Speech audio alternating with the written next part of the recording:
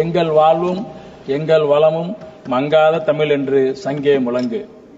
Railway budget பற்றி தமிழகத்தினுடைய நாடாளுமன்ற உறுப்பினர் என்ற முறையில் என்னுடைய ஆழ்ந்த வருத்தத்தை இந்த நாடாளுமன்றத்தில் பதிவு செய்கிறேன். என்ன காரணம் கேட்டீங்கன்னா, மற்ற மாநிலங்களுக்கெல்லாம் பீகார், மத்திய பிரதேசம், குஜராத் இந்த மாநிலங்களுக்கெல்லாம் நீங்க நிதியை வாரி வழங்குறீங்க, கொடுங்க. ஆனா தமிழ்நாட்டுக்கு மிக சொற்பமான நிதியை தான் கொடுக்கறீங்க. இன்னைக்கு இந்தியாவிலேயே தென்னகத்தில் தமிழ்நாட்டிலேருந்து தான் ரயில்வேக்கு அதிக வருமானம் வரக்கூடிய மாநிலங்கள்ல தமிழ்நாடு முக்கியம்.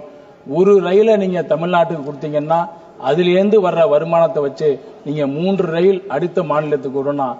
ஏனோ தெரியல, தமிழ்நாட்டை இந்த அரசாங்கம் வஞ்சிக்குது. நாங்க நிதியை கேட்கிறோம், அது இல்லாம நியூ ட்ரெயின் கேட்கிறோம். புதிய ரயில் திட்டங்களை கொடுங்க, புதிய ரயில் பாதையை கொடுங்க, 1 மினிட் ஸ்டாப்பேஜ் கொடுங்கன்னு தொடர்ந்து தமிழ்நாட்டை சேர்ந்த நாடாளுமன்ற உறுப்பினர்கள் நாடாளுமன்றத்திலையும் பதிவு செய்கிறோம். ஒன்றிய ரயில்வே துறை அமைச்சரையும் நாங்க போய் நேரடியாக சந்திக்கிறோம். போர்டு சேர்மனையும் பார்க்கிறோம். தென்னக ரயில்வே பொது மேலாளரையும் பார்க்கிறோம். ஆனா என்ன காரணத்தினால தெரியல, தொடர்ந்து தமிழ்நாடு வஞ்சிக்கப்படுது. இந்த ரயில்வே பட்ஜெட்ல எங்களுக்கு நீங்க தான் ரயில்வே அமைச்சர், நீங்க தான் எங்களுக்கு பிரதமர், தமிழ்நாட்டுக்கு சேர்ந்தவர்களுக்கும். அதனால தமிழ்நாட்டை புறக்கணிக்கிற இந்த ஒன்றிய அரசுக்கு தமிழ்நாட்டை சேர்ந்த நாடாளுமன்ற உறுப்பினர் என்ற முறையில் என்னுடைய கண்டனத்தை, வருத்தத்தை முதலிலே பதிவு செய்து விரும்புகிறேன். அதே போல நான் இந்த அரசை குறையா சொல்லல, ரயில்ல தரமான உணவுகளை வழங்கணும்னு மீண்டும் மீண்டும் கேட்கிறோம்.